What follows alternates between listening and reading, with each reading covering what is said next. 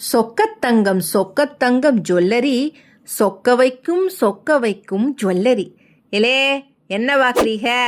இந்த இன்ஸ்டா அக்காவோட அலப்பறையத்தேன் இப்போ நம்ம பார்க்க போகிறோம். இந்த உத்தரகாண்டில் டேராடூனில் ஒரு வீட்டில் வேலை பார்த்த விமலாதேவிங்கிற அக்கா அங்கனுக்குள்ளே இருந்தே 10 லட்சம் ரூபாய் நகையை நைஸாக சுருட்டிக்கிட்டு ஓடியிருக்காக.